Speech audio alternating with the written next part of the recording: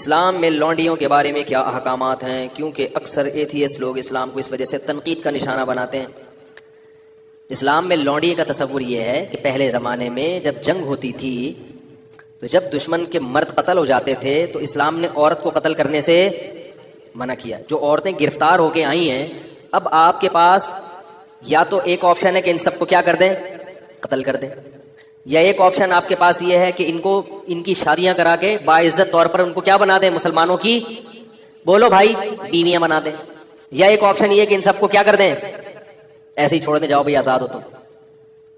نہیں یاری بات میرا خیال ہے، اگر ان کو قتل کریں تو یہ عورت پر کیا ہے، زیادتی ہے، ظلم ہے۔ اسلام نے جنگ میں عورت کو قتل کرنے سے منع کیا۔ اگر ان کو بیویاں بنائیں تو یہ فطری طور پر کوئی بھی اس کو کے لیے تیار بولو بھائی نہیں ہوگا۔ کیوں نہیں ہوگا؟ دشمن کی شکست خوردہ عورت کو کبھی بھی کوئی شخص بیوی بنانے کے لیے، بیوی پیرالل ہوتی ہے، آپ کے ہم پلہ ہوتی ہے۔ اسلام کوئی ایسا حکم نہیں دیتا جو نیچر کے خلاف ہو۔ آپ نے دشمن کو سے لڑائی کی، وہ آپ کے خون کے پیاسے تھے، ان کی عورتیں بھی مرد بھی، عورتیں بھی تو ان کے ساتھ لڑتی ہیں نا، یا اپنے شوہروں کو، اپنے جو مردوں کو اپریشیٹ کر رہی تھی۔ آپ نے زور اور طاقت سے اس دشمن کی پر قبضہ کیا، اب ان کی عورتوں کو اتنی عزت ہے کہ اپنی بیوی بنا لیں، یہ عملی طور پر ممکن نہیں ہے۔ سمجھ میں نہیں آ رہی بات میرا خیال۔ اور تیسرے آپشن کیا ہے کہ ان کو ایسے ہی آزاد چھوڑ دیا جائے۔ آزاد چھوڑیں گے تو ان کی کفالت کون کرے گا؟ وہ زنا کو پیشہ بنائیں گی۔ سمجھ میں نہیں آ رہی؟ دشمن کی مزید اولاد پیدا کریں گی۔ تو اسلام نے درمیان کا راستہ دیا کہ نہ تو ان کو اتنا پروٹوکول دو کہ بیوی بناؤ، بنانا چاہو تو اجازت دے دی، لازم قرار۔ صحابہ میں بہت سے ایسے ہیں جنہوں نے ان لونڈیوں کو آزاد کر کے بیوی بنایا۔ خود نبی صلی اللہ علیہ وسلم کی زوجہ حضرت صفیہ، وہ غلام تھی، باندھی تھی، ان کو آزاد کروا کے آپ نے ان سے باقاعدہ نکاح کیا ہے۔ نہیں یاری بات میں اجازت دے دی کہ بیوی بھی بنا سکتے ہو، لیکن واجب قرار نہیں دیا، کیونکہ مینٹلی اس کے لیے کوئی بھی فاتح قوم تیار نہیں ہوتی۔ تو درمیان کا راستہ دے دیا کہ ان کو باندی بنا دیا جائے۔ کیا مطلب؟ کہ تمہاری خدمت گزار ہوں گی۔ اب یہ عملی طور پر ممکن نہیں ہے کہ ایک لڑکی کو، ایک خاتون کو، عورت کو آپ کے حوالے کیا جائے، آپ کا خادم بنا دیا جائے، اور پھر یہ بھی کہہ دیا کہ سارا نان نفقہ کس کے ذمے ہے۔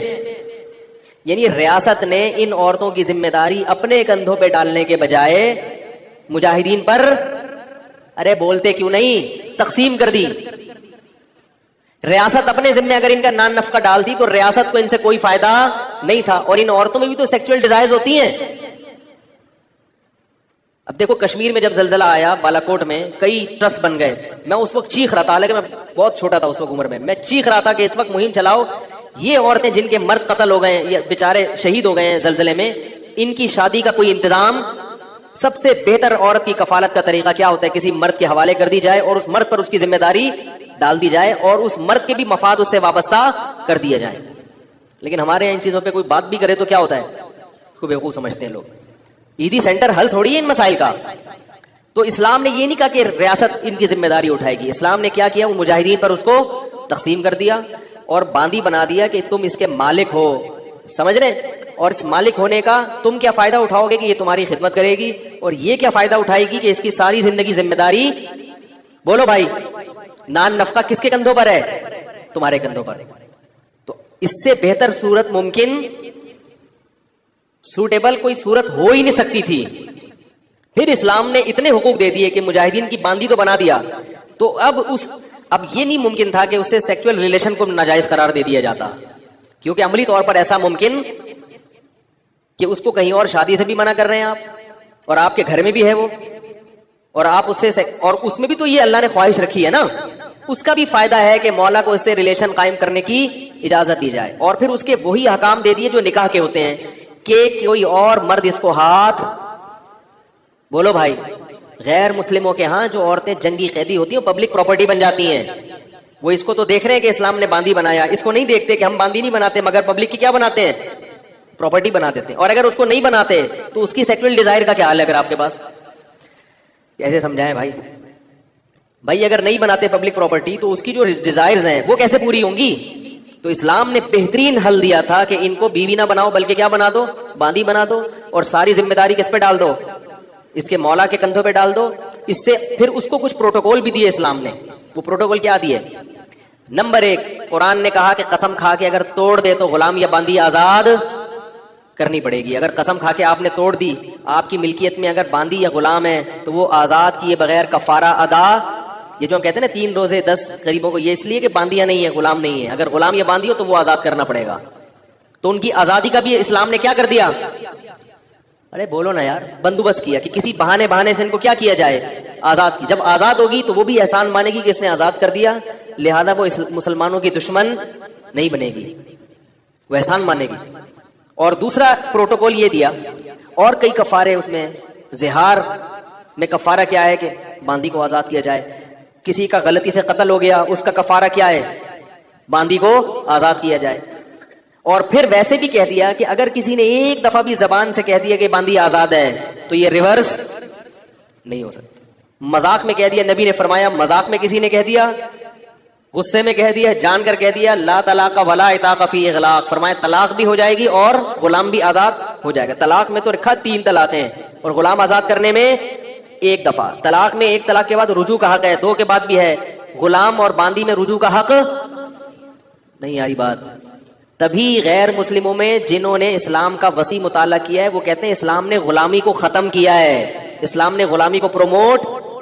اس زمانے میں سب غلام بنایا کرتے تھے, اسلام واحد مذہب ہے جس نے غلامی سے آہستہ آہستہ انسانیت کو آزاد کیا ہے. ایسے قوانین بنا دیے. اور پھر ایک پروٹوکول باندی کو یہ دیا کہ اگر مولا کی اس سے اولاد ہو گئی تو اب اس باندی کو فروخت نہیں کیا جا سکتا. مولا کے مرنے کے بعد یہ باندی, بولو بھائی, آزاد ہو جائے گی.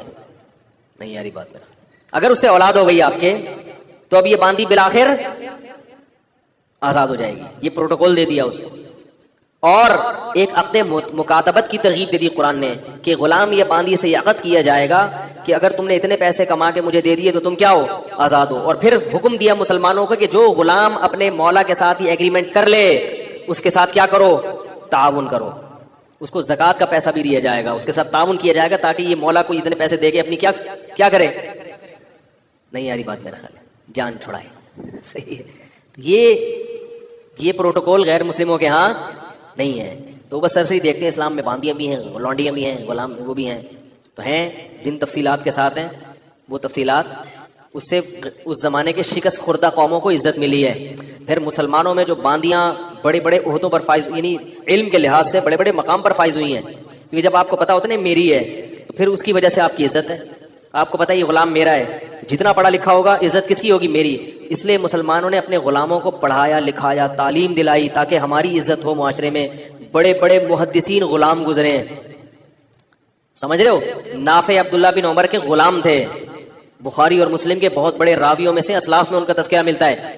بخارا اور سمرقند سے قید ہو کر آئے تھے. بخارا جب روس میں لڑائی ہوئی تھی نا, صحابہ کرام کی فوجیں گئی تھی, یہاں سے گرفتار کر کے ان کو لایا گیا. عبداللہ بن عمر کے غلام بنے اور بخاری اور مسلم کے راویوں میں سے بہت بڑے محدث, بہت بڑے حدیث کے امام. کہاں سے لائے اور کیا بن گیا. یہ ہو گیا لونڈیوں والا. آج کل لونڈیاں نہیں ہیں کہیں بھی, کہیں آپ کسی ماسی واسی کو لونڈی سمجھنا شروع کر دیں. لونڈیوں کا سسٹم کیا ہو گیا. اچھا یہ بھی یاد رکھو, لونڈی سے سیکچول ریلیشن جب قائم کرنا جائز تھا کہ جب وہ اسلام قبول کر لے, یا وہ عیسائی یا یہودی ہو. اگر وہ عیسائی نہیں ہے, یہودی نہیں ہے, یا مسلمان نہیں ہوئی تو پھر اسے سیکچول ریلیشن کی اجازت, کیونکہ جیسے اہل کتاب سے ہی نکاح حلال ہے تو ایسے ہی باندیوں میں بھی ریلیشن صرف اہل کتاب یا مسلمان باندی سے تھا. جو مجوسی اور آگ کی پوجا کرنے والے, ان سے ریلیشن کی اجازت بولو بھائی نہیں تھی.